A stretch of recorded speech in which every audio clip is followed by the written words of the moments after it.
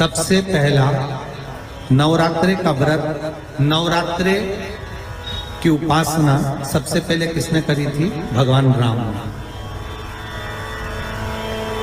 अश्विन के नवरात्रे में भगवान राम ने 9 दिन तक कलश की स्थापना कर लंकाधिपति रावण को मारने के लिए मां जगत जननी की आराधना की। भगवान राम ने मां जगत जननी की आराधना, मां जगदम्बा की आराधना।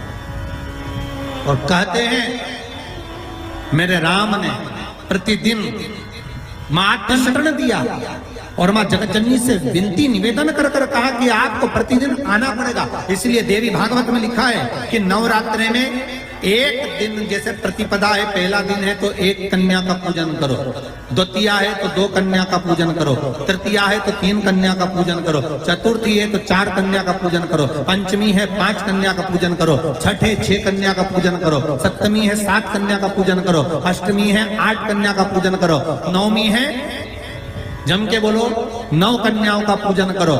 और अगर इस तरह से आप पूजन नहीं कर सकते नवरात्रि में तो 9 कन्याओं का पूजन एक साथ या तो अष्टमी के दिन या नवमी के दिन कर दो, या मध्य में, बीच में भी आप कर सकते हो एक साथ। पर अगर आपकी कोई कामना है, आपकी कोई इच्छा है, मालूम पड़े, जैसे कई लोग कहते हैं कि हमारी इच्छा है, हमारी वो मकान नहीं बिक रहा, या हमारी वो जमीन नहीं खरीदी जा रही, या हमारी कोई कंपनी नहीं डल रही, या हमारे काम में ये अड़चन आ रही है, तो नवरात्रे में, 4 नवरात्रे में से किसी भी नवरात्रे में आप नियम बना लो कि एक कलश की स्थापना कर एक दिन में एक कन्या का पूजन कर उसको भोजन कराना, लाल वस्त्र देना, लाल चुनरी देना, दूसरे दिन में 2 कन्याओं का पूजन कर लाल वस्त्र ओढ़ाना, लाल चुनरी देना, तीसरे दिन में 3, चौथे दिन में 4, 5वें दिन में 5, ऐसे 7-9 दिन तक एक कन्याओं के क्रम को बढ़ाते आप उस पूजन का विधान प्रबल कर सकते।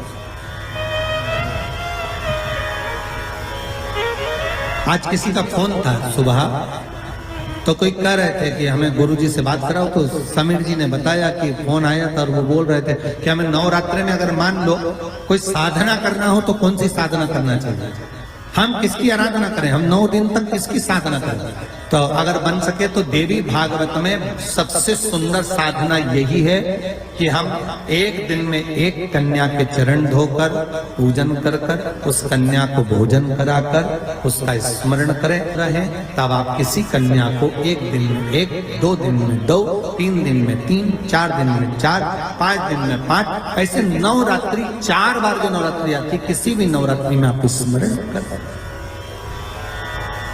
उसका फल मिलेगा। और आप लोगों को तो आज बहुत भगवान ने कृपा करी है, जो आप पहले दिन ही कलश स्थापना होती और पहले दिन ही आपको ये ज्ञान हो जाए कि बच्चे पूछें कि कलश क्यों रखा जाता है, कलश के ऊपर आम के पत्ते क्यों लगाए जाते हैं, कलश के ऊपर नारियल क्यों रखा जाता है, कलश के ऊपर 9 बार मोली क्यों बांधी जाती है, मोली मतलब लच्छा नाड़ा 9 बार क्यों लपेटा जाता है नारियल के ऊपर, कलश के ऊपर जब रखते हैं।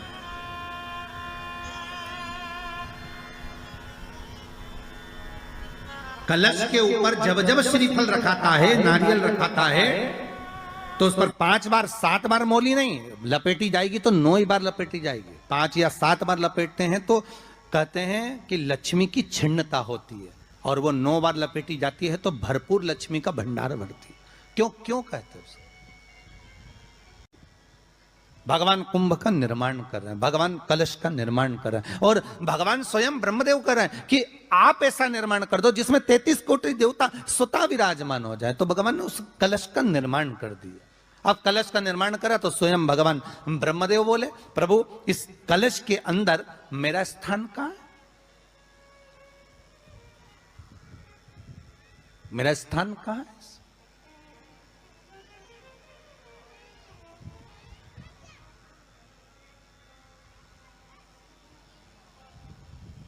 बहुत ध्यान देना महाराज, कलश का जो मुख होता है उस मुख पर भगवान विष्णु का स्थान होता है। किसका स्थान है? भगवान विष्णु का। थोड़ा सा नीचे आओगे, जहां से कलश का मुख दबा हुआ होता है, वह जगह भगवान स्वयं शिव की होती है। किसकी जगह है? भगवान शंकर की। कलश का अग्रभाग, नीचे का भाग जहां से फैला हुआ होता है वहां ब्रह्मा का आधिपत्य स्थापित होता है। फिर कलश का जो नीचे का भाग होता है वो भगवान शिव और शक्ति का स्थान होता है। कलश के बाहरी भाग में, जहां पर बाहर का हिस्सा होता है, उस कलश के बाहरी भाग में 33 कोटि देवताओं को भगवान शंकर ने लाकर विराजमान किया होता है। महाराज भगवान शंकर 33 कोटि देवताओं को निमंत्रण देकर उस कलश में विराजमान कर दिया।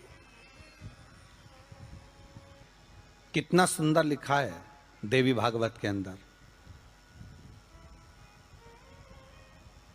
कि जहां